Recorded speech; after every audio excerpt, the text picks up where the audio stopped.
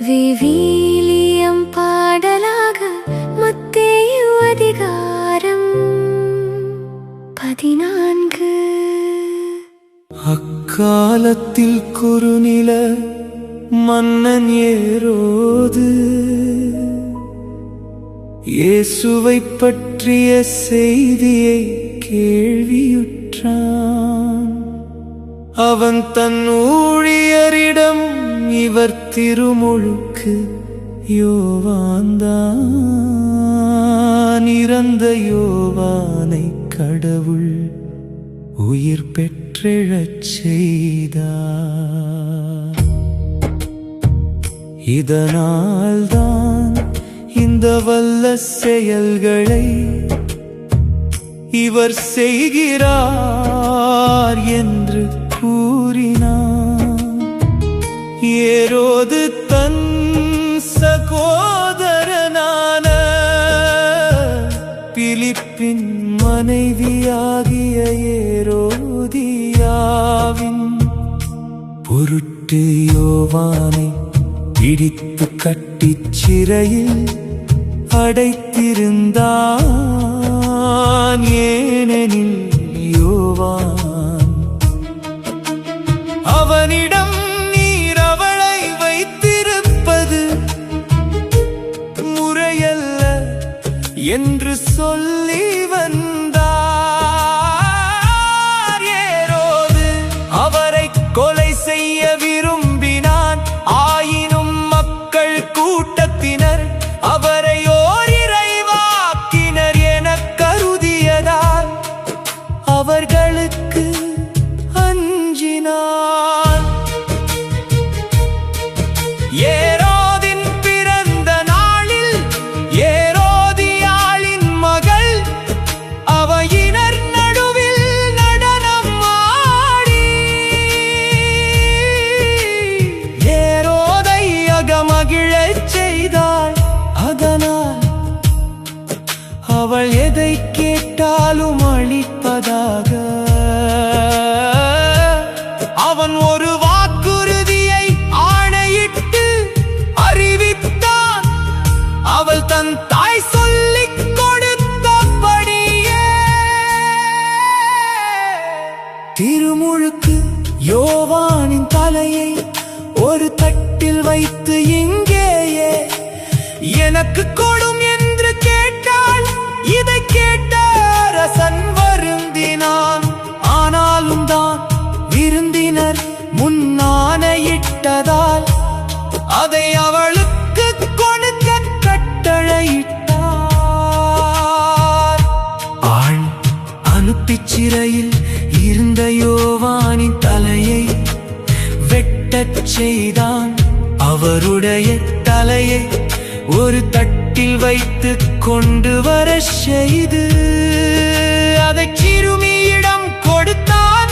அவளும் அதை தன் தாயிடம் கொண்டு சென்றாள். யோவானுடைய சீடர் வந்து அவருடைய உடலை எடுத்துச் சென்று அடக்கம் செய்தனர்.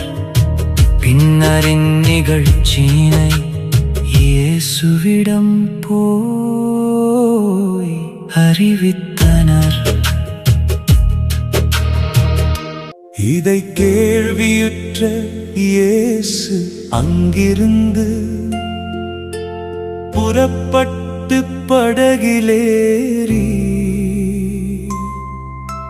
பாலை நிலத்திலுள்ள தனிமையான ஓரிடத்திற்கு சென்றார்.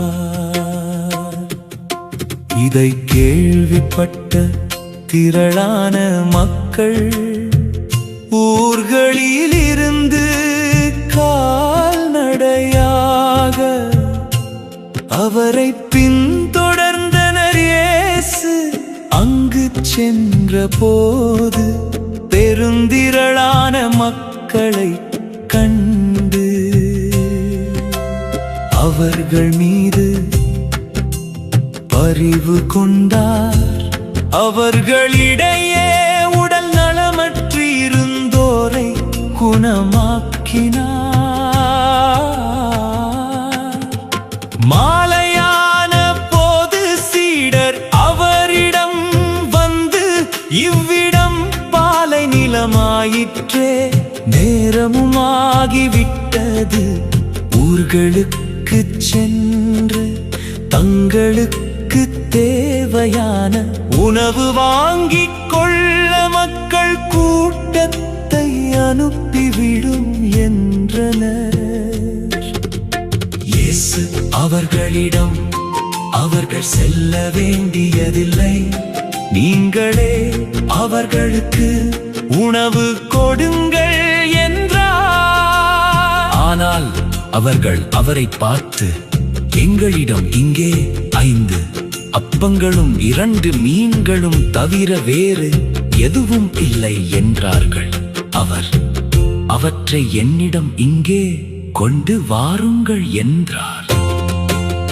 மக்களை புல்தரையில் அமருமாறு ஆணையிட்டார். அவர் அந்த 5 அப்பங்களையும் 2 மீன்களையும் எடுத்து வானத்தை அண்ணாந்து பார்த்து கடவுளை போற்றி அப்பங்களை பிட்டு சீடர்களிடம் கொடுத்தார். சீடர்களும் மக்களுக்கு கொடுத்தார்கள். அனைவரும் வயிறார உண்டனர். எஞ்சிய துண்டுகளை 12 கூடைகள் நிறைய எடுத்தனர். பெண்களும் சிறு பிள்ளைகளும் நீங்களான உணவுண்ட ஆண்களின் தொகை ஏறத்தாழ 5000. இயேசு கூட்டத்தினரை அவ்விடத்திலிருந்து அனுப்பிக் கொண்டிருந்தார். அப்பொழுது சீடரையும் உடனே படகேறி தமக்கு முன் அக்கரைக்கு செல்லுமாறு அவர் கட்டாயப்படுத்தினார். மக்களை அனுப்பிவிட்டு அவர் தனியே இறைவனிடம் வேண்டுவதற்காக ஒரு மலையின் மேல் ஏறினார்.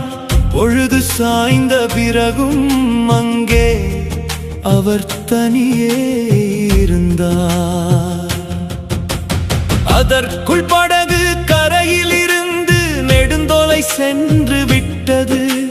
மேலும் எதிர்காற்று அடித்துக் கொண்டிருந்ததால் அலைகளால் படகு அலைக்கழிக்கப்பட்டது. இரவின் 4ஆம் காவல் வேளையில் இயேசு அவர்களை நோக்கி கடல் மீது நடந்து வந்தார். அவர் கடல் மீது நடப்பதை கண்ட சீடர் கலங்கி ஐயோ பேயென அச்சத்தினால் அலறினருடனே இயேசு அவர்களிடம் பேசினார். துணிவோடிருங்கள், நான் தான், அஞ்சாதீர்கள் என்றார்.